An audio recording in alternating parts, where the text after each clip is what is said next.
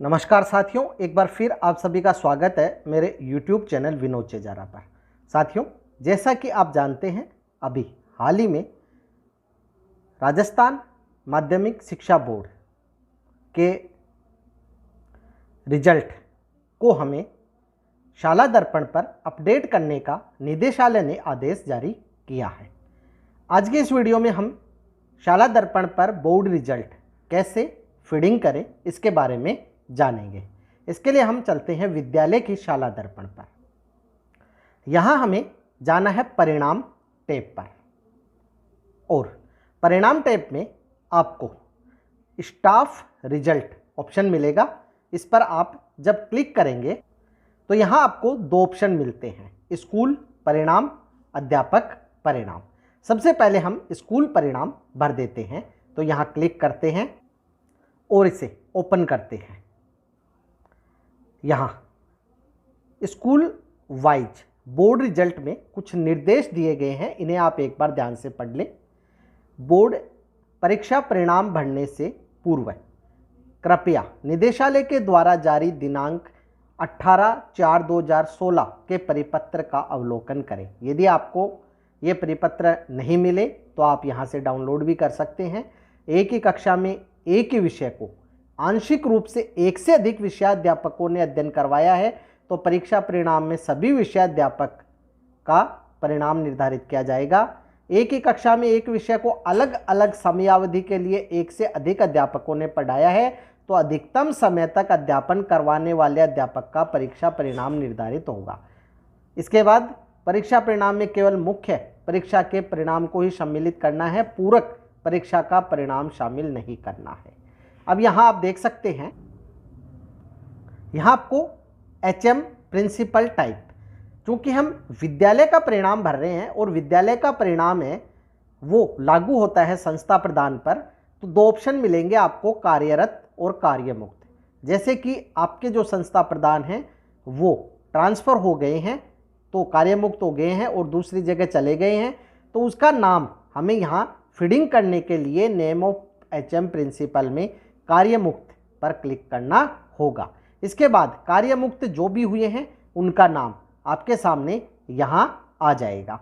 अब यहाँ आपको उनका नाम जो है वो सेलेक्ट करना है, तो यहाँ हम नाम सेलेक्ट कर लेते हैं।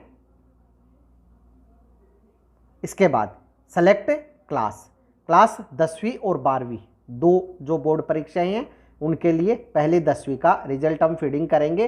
तो टोटल अपीयर स्टूडेंट, यहाँ कितने विद्यार्थी टोटल बैठे हैं तो वो आपको भरना है। इसके बाद फर्स्ट डिवीज़न, सेकंड डिवीज़न और थर्ड डिवीज़न कितने विद्यार्थियों के आई, ये भर दें। तो यहाँ साथियों हमने फर्स्ट, सेकंड और थर्ड डिवीज़न जो है वो भर दी है। जैसे हम भरते हैं यहाँ टोटल पास स्टूडेंट में ये जुड़ते जाते हैं और जो रिजल्ट है वो भी अपने आप यहाँ आ जाता है। अब यहाँ जो हमने भरी है वो हमारे सामने शो नहीं हो रही है क्योंकि हम मोबाइल से कार्य कर रहे हैं, तो आप इसको एक बार डेस्कटॉप मोड में और करके देख लें। तो यहाँ साथियों जब हमने डेस्कटॉप मोड में किया तो हमें एक एक अक्षर दिखाई दे रहे हैं।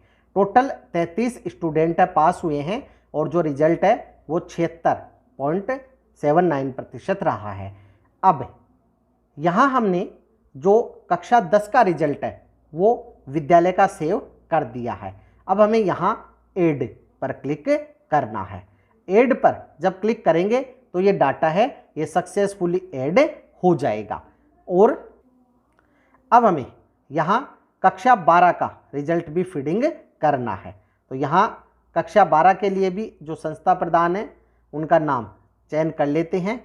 कक्षा 12 में जो विद्यार्थियों की संख्या है वो कक्षा 12 सेलेक्ट करके और यहाँ भर देंगे।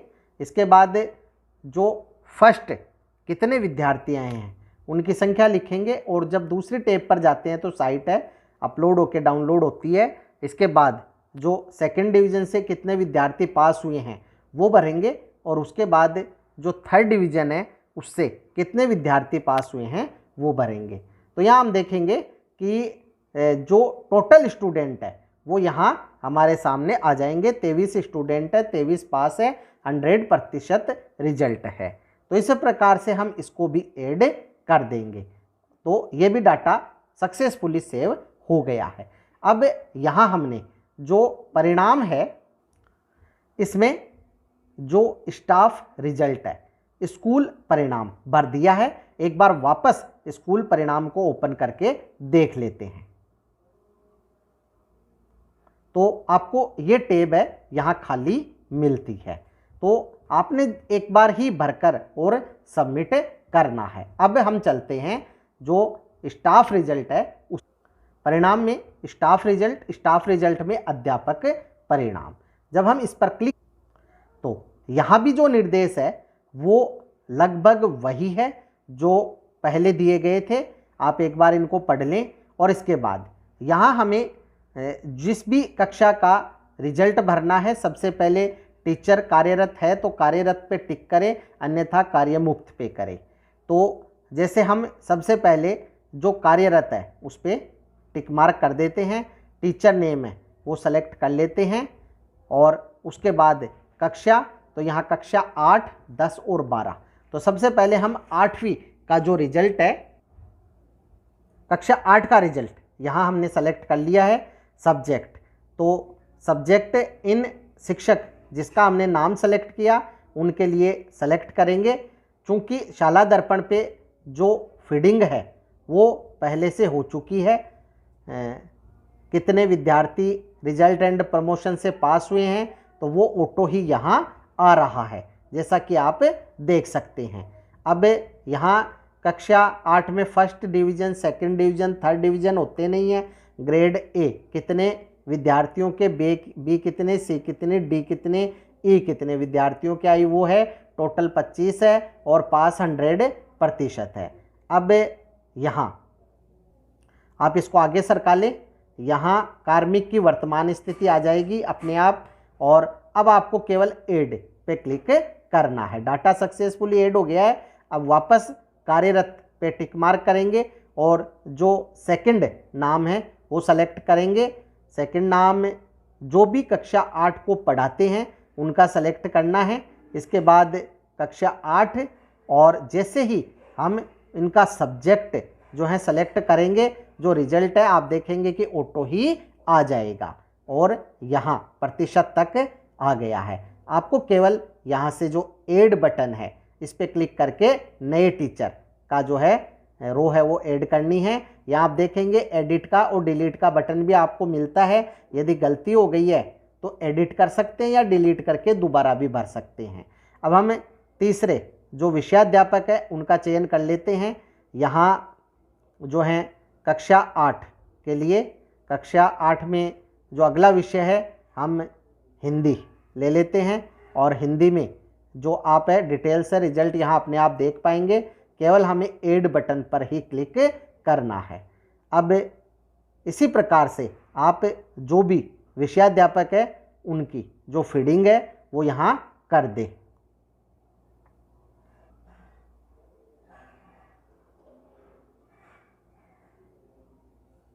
आगे कक्षा सेलेक्ट करें, विषय सेलेक्ट करें, और विषय सेलेक्ट करते ही रिजल्ट आपके सामने आ जाएगा, इसे ऐड कर दें। इसी प्रकार अगले जो विषयाध्यापक है उनका नाम सेलेक्ट करें,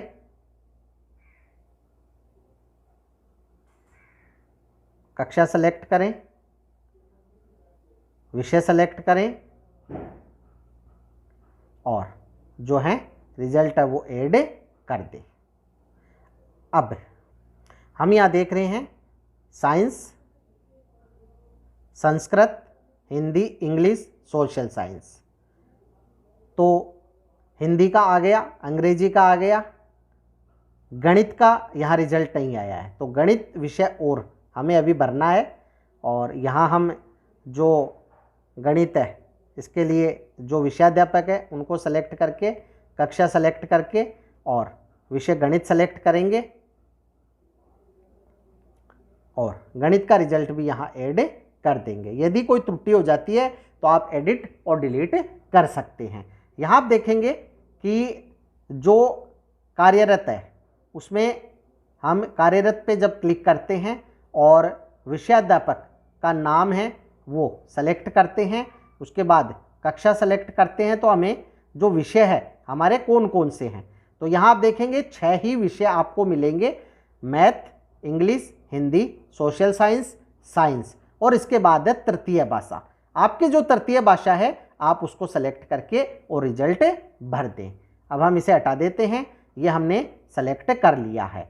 अब हम जो हैं आगे इसमें कार्यरत पे क्लिक करके कक्षा 10 का रिजल्ट है वो भरेंगे। तो जो कक्षा है वो 10वीं सेलेक्ट करेंगे और यहाँ विषय सेलेक्ट करेंगे।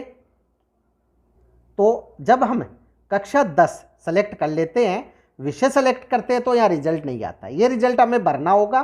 तो यहाँ आप जो विद्यार्थियों की संख्या है वो भर दें और इसके बाद आप देखेंगे कि फर्स्ट, सेकंड और थर्ड डिवीज़न कितने विद्यार्थियों के वो भरना। तो साथियों, जितना रिजल्ट आपने सेव कर दिया है, यदि बीच में साइट लॉग आउट भी हो जाती है तो वह सेव ही रहेगा और आगे का कार्य अब आप इस पर कर पाएंगे।